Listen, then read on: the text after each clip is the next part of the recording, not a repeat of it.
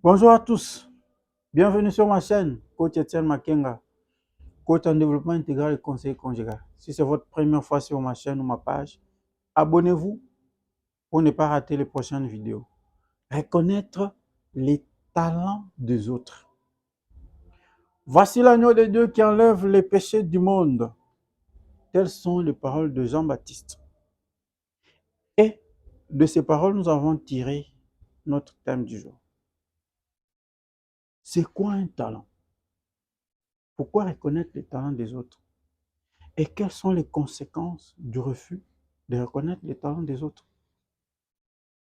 Un talent est une grâce particulière que Dieu a donnée à une personne. Et cette grâce fait de cette personne une personne irremplaçable, une personne unique en son genre, une personne inégalable. Dans la vie, on parle toujours des successeurs, on ne parle pas des remplaçants.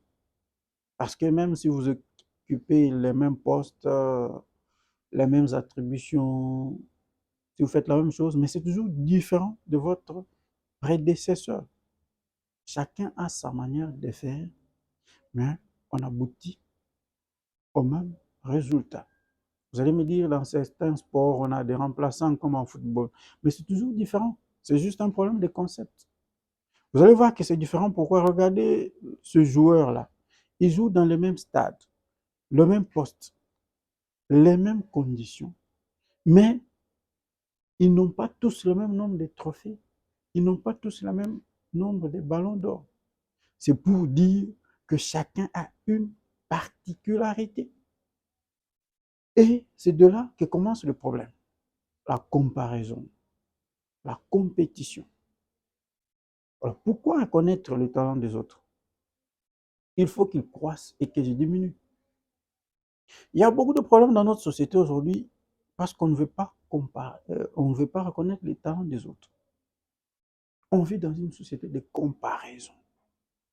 Il y a des gens qui souffrent parce que l'autre fait bien, il fait très bien, il est félicité. Tout le monde le regarde lui. Alors, de cette comparaison naît l'envie, la jalousie. L'envie et la jalousie rendent malade. Tellement rongé par ces mots, on finit même par commettre le meurtre. On peut empoisonner ou tuer quelqu'un. Mais le problème est que quand tu veux du mal à quelqu'un, quand tu vas l'accuser faussement ou quand tu le tues, tu penses que c'est toi qu'on va remplacer là? On peut remplacer une autre personne. Et même si on te remplaçait là, tu penses que tu vas faire comme lui. Le problème, c'est que quand quelqu'un est en train de faire et il le fait bien, on a l'impression que c'est facile. Tout le monde peut le faire. Mais tu n'es pas lui. Tu ne sais pas quelle réalité il traverse. Tu ne sais pas comment il le fait. Tu n'es pas lui. Notre monde est en manque de paix à cause du refus de reconnaître les talents des autres. Non seulement on refuse de reconnaître les talents des autres, mais on refuse même de les plébisciter, de les féliciter, de les rendre les hommages mérités.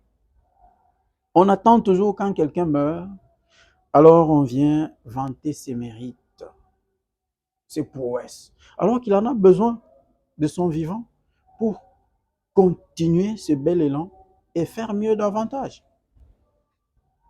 Beaucoup se sont découragés et beaucoup ont abandonné leurs rêves à cause des critiques des méchants qui ne veulent pas reconnaître leur talent. Quelqu'un te montre ce qu'il veut faire, tu l'étouffes. Nous avons tué les autres par nos envies et jalousies mal placées. Il faut qu'ils quittent là. Ôte-toi de là que je me mette. Je n'ai pas de remplaçant. Après moi, c'est les déluges. Savoir apprécier et récompenser à sa juste valeur le travail de l'autre, c'est le plus bel hommage qu'on leur rend de son vivant.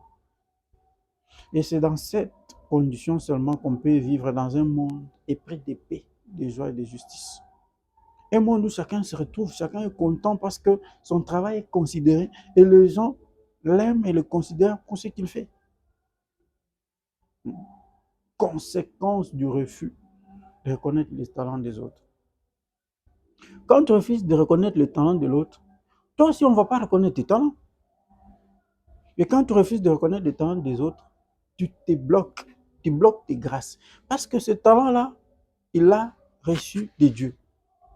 Ça veut dire que toi, tu veux corriger Dieu. Tu es en train de dire, Dieu n'avait pas bien fait. Il fallait qu'il prenne ces talents-là, qu'il te donne à toi.